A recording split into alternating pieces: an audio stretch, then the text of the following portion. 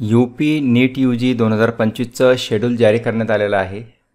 UP गव्हर्नमेंटच्या official वेबसाईटवर हे PDF अपलोड करण्यात आलेलं आहे. तर काय आहे एलिजिबिलिटी क्रायटेरिया आणि कोणते विद्यार्थी पार्टिसिपेट करू शकतात या बाबतीतली संपूर्ण माहिती आजच्या व्हिडिओमध्ये मी तुम्हाला देणार आहे. चॅनलवर नवीन असाल तर चॅनलला सबस्क्राईब करा आणि बेल आयकॉन प्रेस करा, म्हणजे येणारे नवीन अपडेट्स तुमच्यापर्यंत लवकर पोहोचतील. तर बघा, हे शेड्यूल आहे UP गव्हर्नमेंटचं 17/7/2025 म्हणजे कालच शेड्यूल जारी करण्यात आलेलं आहे. टाईम शेड्यूल आहे. याच्यामध्ये date of online registration and upload documents याच्यासाठी आपल्याला बघू शकता तुम्ही या ठिकाणी. याला आपण झूम करूया. 18 जुलैपासून ते 28 जुलैपर्यंत आपल्याला 10 दिवस दिलेले आहेत अर्ज करण्यासाठी. आणि डेट ऑफ डिपॉझिट जे आहे त्याच्यासाठी आपल्याला सुद्धा 28 जुलैपर्यंत आपल्याला मुदत दिलेली आहे. तर अशा प्रकारचं हे UP गव्हर्नमेंटच्या वेबसाईटवर शेड्यूल जारी करण्यात आलेलं आहे. या ठिकाणी वेबसाईटसुद्धा दिलेल्या आहेत. upneet.gov.in या वेबसाईटवर जाऊन तुम्ही अर्ज करू शकता. आता या संदर्भातली एक माहिती अशी आहे की कोणते विद्यार्थी प्रवेश घेऊ शकतात बघा. तर त्या संबंधीची माहिती आपण आता घेणार आहोत, त्यामुळे हा व्हिडिओ तुम्ही शेवटपर्यंत बघा. तर UP स्टेट हे ओपन स्टेट आहे. यामध्ये गव्हर्नमेंटमध्ये आपण पार्टिसिपेट करू शकत नाही. फक्त ऑल इंडिया कोट्यातून 15% विद्यार्थी करू शकतात. प्रायव्हेट कॉलेजमध्ये मात्र संपूर्ण भारतातून या ठिकाणी विद्यार्थी पार्टिसिपेट करू शकतात. खाजगी महाविद्यालयामध्ये उत्तर प्रदेशातील खाजगी वैद्यकीय महाविद्यालयाची फी ही साधारणतः 15 ते 17 लाखापर्यंत पर इयर आहे.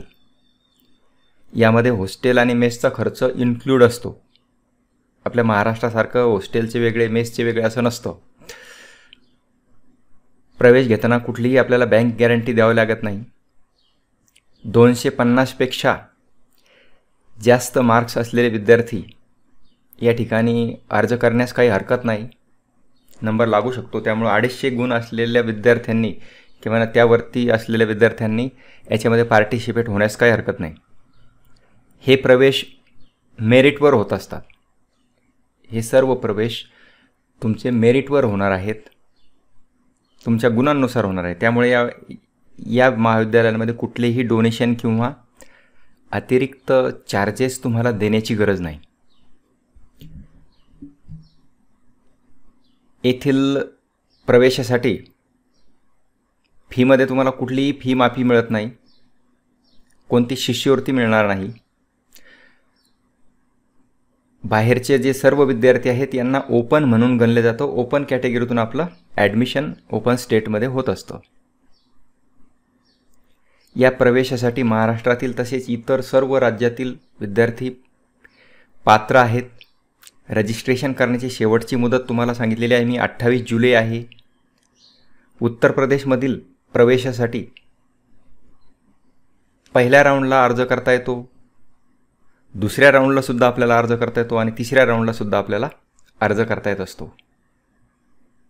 आणि उत्तर प्रदेशातील अर्ज करत असताना आपल्याला 2 लाख रुपये डिपॉझिट भरावे लागते.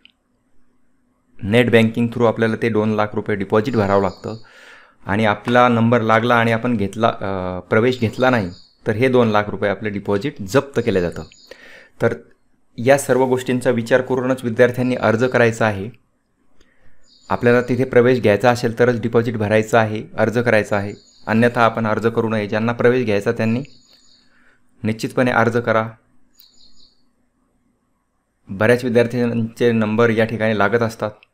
म्हणून एक महत्त्वाची उत्तर प्रदेश MBBS काउन्सिलिंगची अपडेट मी तुमच्यापर्यंत शेअर केलेली आहे. हा व्हिडिओ आवडला असेल तर व्हिडिओला लाईक करा आणि गरजू विद्यार्थ्यांपर्यंत तुमच्या व्हॉट्सअप ग्रुपवर नक्की शेअर करा. धन्यवाद. जय हिंद, जय महाराष्ट्र.